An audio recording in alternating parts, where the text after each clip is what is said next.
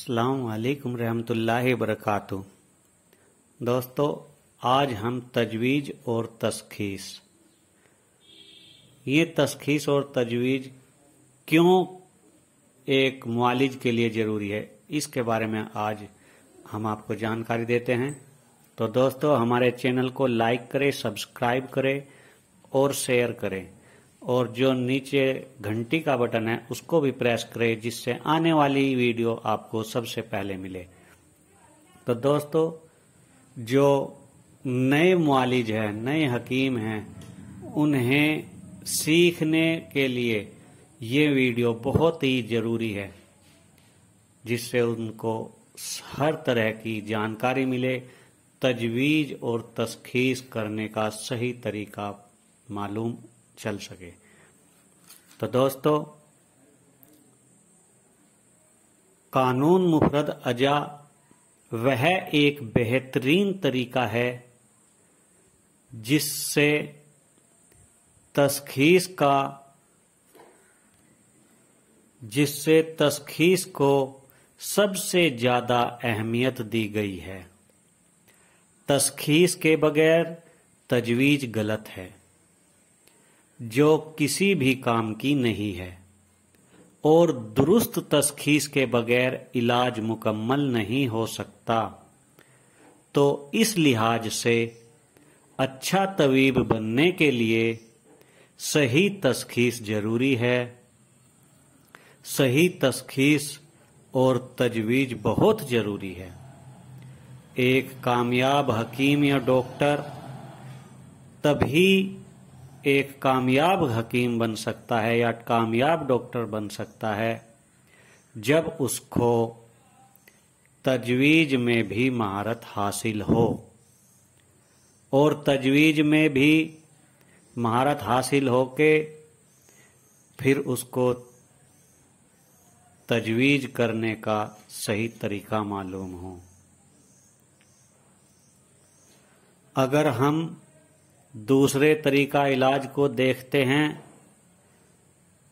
तो वहां हमें तशख़ीस का निजाम कुछ अलग सा दिखाई देता है, और कुछ मुआलिज तो बिना तशख़ीस के ही दवाई तजवीज़ कर देते हैं, जो बहुत गलत है। हर मुआलिज को तशख़ीस को ही सर्वोपरि रखना चाहिए, सबसे पहले रखना चाहिए। तशख़ीस पर महारत हासिल करनी चाहिए, तभी दवाई यूज करनी चाहिए, चाहे वह किसी भी पैथी से हो।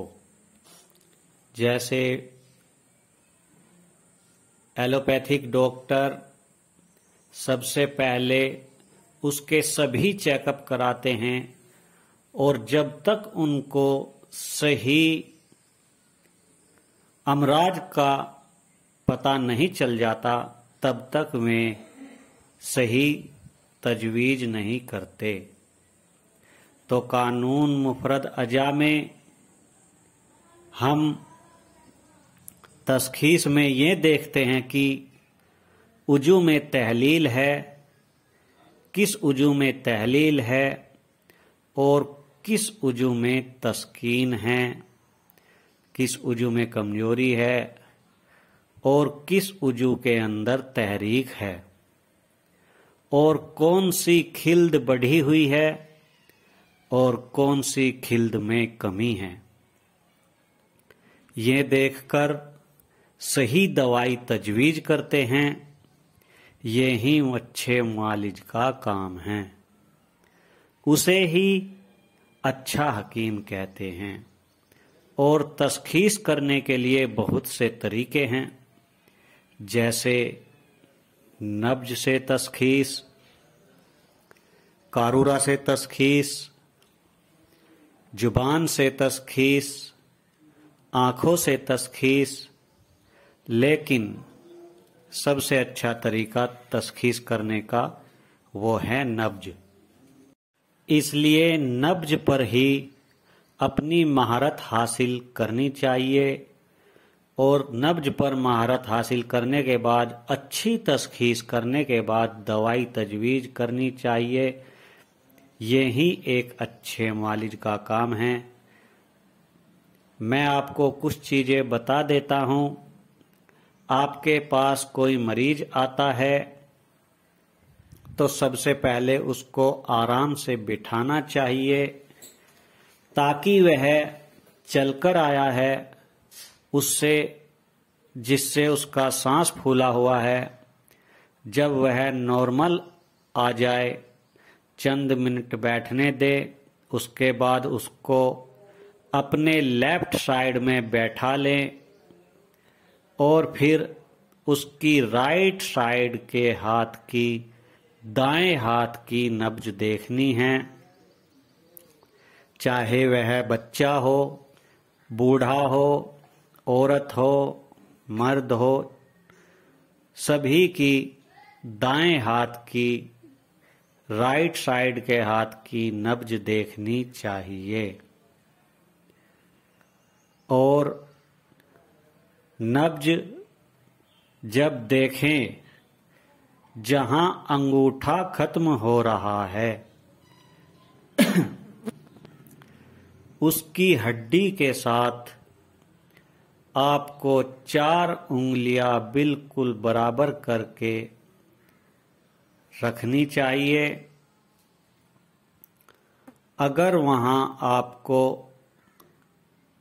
इसे पहला मुकाम कहते हैं, जब में 4 उंगलियां आप हाथ पर रखेंगे, स्किन से टकराएंगे, टच करेंगे, तो आपको अगर पहली उंगली पर नब्ज नजर आए तो उसको आसाबी उजलाती कहते हैं। अगर यहीं पहले मुकाम पर नब्ज 2 उंगलियों पर नजर आए और मोटी हो, यह 3 तक 4 तक भी हो सकती है, ये उजलाती आसाबी नब्ज होती है। लेकिन पहले मुकाम पर ही 3 उंगली या 4 उंगली पर नब्ज नजर आए और वह पतली है तो वह उजलाती गुदी नब्ज होती हैं। तो इस तरह से पहले मुकाम पर ये 3 नब्जें होती हैं और दूसरे मुकाम पर हल्का मजीद दबाने पर अगर नब्ज नजर आए तो वह गुदी उजलाती नब्ज होती है। और उससे भी फिर हल्का मजीद दबाने पर जो अगली नब्ज नजर आती है, 2 या 3 उंगली तक भी नब्ज मिल जाती है, इसे गुदी आसाबी नब्ज कहते हैं। यह तीसरे मुकाम पर होती है। और जो चौथे मुकाम पर बिल्कुल हड्डी के नजदीक जो नब्ज नजर आए, वो हल्की 1 या 2 उंगल पर भी मिल सकती है, या अगर मरीज कोई मोटा है तो वह नब्ज नजर भी नहीं आती, यह हड्डी के बिल्कुल नजदीक नजर आती है, गहराई में होती है। यह चौथा मुकाम होता है, यह आसाबी गुदी नब्ज है। तो इस तरह से ये तशखीस मुकम्मल करनी चाहिए, तब ही दवाई तजवीज करें। इसी तरह से हम देखते हैं कि कारूरा से तशखीस कैसे होती है, उस पर भी तशखीस कर सकते हैं। जैसे अगर आपके पास कोई कारूरा लेकर आए और उसका रंग सफेद सुर्खी माइल हो, पानी की तरह हो, सफेद हो, तो वह आसाबी उजलाती कारूरा होता है। अगर कारूरा सुर्ख सफेदी माइल स्याही लिए हुए हो तो वह उजलाती आसाबी कारूरा होता है। अगर कारूरा सुर्ख जर्दी माइल हो या बिल्कुल सुर्ख हो तो वह उजलाती गुदी कारूरा होता है। अगर कारूरा जर्द सुर्खी माइल हो तो वह कारूरा गुदी उजलाती कारूरा होता है। अगर कारूरा जर्दी सफेदी माइल हो तो वह कारूरा गुदी आसाबी कारूरा होता है। अगर कारूरा सफेद जर्दी माइल हो तो इस कारूरे को आसाबी गुदी कारूरा कहते हैं। ये कारूरा की तशखीस है, इसलिए अपनी तशखीस मुकम्मल करके फिर दवाई तजवीज करें। तो इस तरह से आप अपनी तशखीस मुकम्मल कर सकते हैं। अगर वह मरीज आपके पास लेबोरेटरी जांच भी लेकर आए तो वह भी आप देख सकते हैं। तो इस तरह आप तशखीस मुकम्मल करके दवाई तजवीज़ करें। जैसे आसाबी उजलाती तहरीक है, उसकी सर्दी बढ़ी हुई है, तो आपको पता होना चाहिए कि सर्दी की तहरीक की अलामात क्या क्या हैं। इसमें यूरिक एसिड बढ़ा होता है, पित्ते में पथरी हो जाती है, दिमाग व आसाब में सोजिश होती है, दिमाग भारी होता है, मैदा कमज़ोर होता है। इस तरह आपको सारी अलामात याद होनी चाहिए। जब आप बताएंगे कि आपकी तहरीक आसाबी उजलाती है तो मरीज ये सुनकर दंग रह जाएगा कि ये सोचेगा कि तमाम बातें हकीम को बिना टेस्ट किए कैसे बता दी, कैसे पता चल गया जो हमें हकीम बता रहा है। तो इस पर आपकी महारत होनी चाहिए। इस चीज़ों पर सभी पर आपकी महारत होनी चाहिए। इसी तरह उजलाती आसाबी तहरीक है, उसमें स्याही होती है, नींद की कमी होती है, इसमें री गैस बढ़ी होती है, इसका आपको पता होना चाहिए। इसी तरह उजलाती गुदी तहरीक होती है, इसमें खुश्की गालिब होती है, ज़्यादा होती है, खुश्की बढ़ी होती है, दिल की धड़कन तेज होती है, रात को गला अक्सर खुश्क हो जाता है। ये अलामात जो हैं ये आपको याद होनी चाहिए कि किस तहरीक के अंदर क्या क्या अलामात होती है। इसी तरह गुदी उजलाती तहरीक होती है, इसी तरह गुदी आसाबी तहरीक होती है, इसी तरह आसाबी गुदी तहरीक होती है। जब ये सब बताएंगे कि मरीज का जहन चेंज हो जाएगा, जब ये सारी अलामात आप नब्ज देखकर तहरीक का पता लगाकर आप मरीज को बताएंगे तो मरीज का जहन खुद ब खुद चेंज हो जाएगा और ये समझ लेता है मरीज कि वाकई हकीम अच्छा है, इसका अच्छा कुछ, ये हकीम सब कुछ जानता है, यहीं पर मेरा इलाज हो सकता है और यही हकीम मेरा इलाज करेगा, इस हकीम के पास मेरा इलाज है। फिर वह एक यकीन के साथ वह आपकी दवाई इस्तेमाल करता है। तो तजवीज़ आप तशखीस के बाद तजवीज़ कैसे करेंगे, इस पर भी आपको महारत होनी चाहिए। तजवीज़ में आपको हमेशा ये देखना है कि मरीज के अंदर किस चीज़ की कमी है और किस चीज़ की ज़्यादती है। अगर आपने मरीज की नब्ज देखी और वह आसाबी उजलाती है, यानी सर्दी बढ़ी हुई है, जब सर्दी बढ़ी है तो उसमें गर्मी की कमी होगी, हरारत की कमी होगी। जब आपको दवाई तजवीज़ करनी है तो ऐसी अद्वियात दें, ऐसी अद्वियात तजवीज़ करनी चाहिए जिससे मरीज की हरारत बढ़ जाए। तो जब आप इस तरीके से इलाज करेंगे तो आपको कभी भी मायूसी का सामना नहीं करना पड़ेगा, आपका इलाज नाकाम नहीं होगा। उसकी अलामात बेशक 50 हो चाहे जितनी हो, लेकिन आपकी जो तजवीज़ हुई है, यानी गर्मी पैदा करनी है, हरारत पैदा करनी है, जिगर को तेज करना है, आपकी तजवीज़ 100% दुरुस्त है, दुरुस्त साबित करनी होगी। मरीज तेजी से तो फिर मरीज को तेजी से फायदा होगा। लेकिन आपको ये भी ख्याल रखना है कि मरीज को मौसन तो नहीं लगे हैं। अगर मौसन लगे हैं, IBS का मरीज है, तो उसको हब्बे साबिर, 4 मुसल उनको नहीं देना, क्योंकि मरीज को पहले ही मौसन लगे हैं। तो आप अगर ये अद्वियात देंगे तो मरीज की और भी परेशानी बढ़ जाएगी, ये ख्याल रखना है। अगर मरीज को पहले ही कब्ज है और आपको काबिज अद्वियात देनी है, जैसे त्रियाके तबखीर, माजून मुगल्लिज, मुकव्वी खास, ये दे दी, तो तीनों अद्वियात ये काबिज हैं और मरीज को पहले ही कब्ज है, आपने काबिज दवाई दे दी तो मरीज की परेशानी बढ़ जाएगी, उसका रोग मजीद बढ़ जाएगा। इस तरह आपको इस तरह आपको नहीं करना है।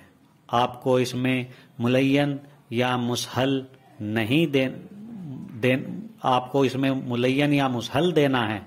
अगर आप उसको 2 दवाइयाँ काबिज दे रहे हैं तो उसमें एक दवाई उसके साथ मुलय्यन या मुसहल जरूर लगानी चाहिए ताकि मरीज को कोई भी परेशानी ना हो। इस तरह अगर मरीज को कब्ज है तो कभी भी 2 तहरीकों के मुसहल एक साथ नहीं देने चाहिए। जैसे किसी मरीज की नब्ज, उसका मिजाज, उजलाती आसाबी तहरीक है और कब्ज है तो कभी भी 4 मुसहल और 5 मुसहल एक साथ नहीं देने चाहिए। ये काम आपको बिल्कुल नहीं करना है। आपको एक ही किस्म की दवाई देनी है क्योंकि हमें या तो गुदूदे जाजबा को तहरीक देनी होगी या गुदूदे नाकला को तहरीक देनी होती है। यदि दोनों को एक साथ तहरीकें देंगे तो मरीज परेशान हो जाएगा, मरीज की परेशानियों में इजाफा हो जाएगा। कानून मुफरद अजा की दवाई में सबसे ज़्यादा अज्जा, कानून मुफरद अजा की दवाई में ज़्यादा अज्जा नहीं होते। इसकी वजह ये है, इसका कारण ये है कि मरीज में हमें एक खिल्द पैदा करनी होती है।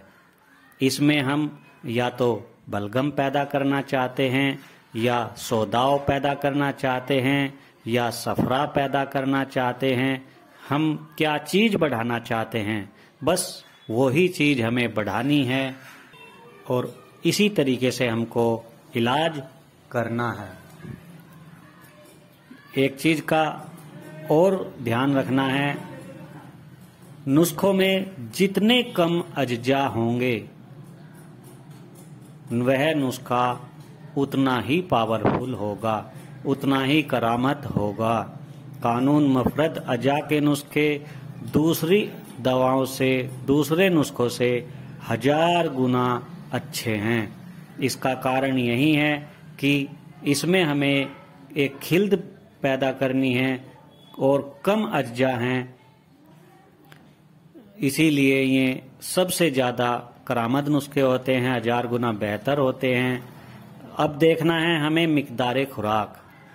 मरीज को हमें मिकदार खुराक देने के लिए हमें ये देखना होगा कि वह बच्चा है, इसकी खुराक कितनी होनी है, बड़ा है उसकी खुराक कितनी है, वह मोटा है या पतला है उसकी मिकदार खुराक कितनी देनी है। इसकी उम्र का भी ध्यान रखना चाहिए, वजन का भी ध्यान रखना चाहिए और मर्ज का भी ख्याल रखना चाहिए, तब उसको दवाई तजवीज़ करनी चाहिए।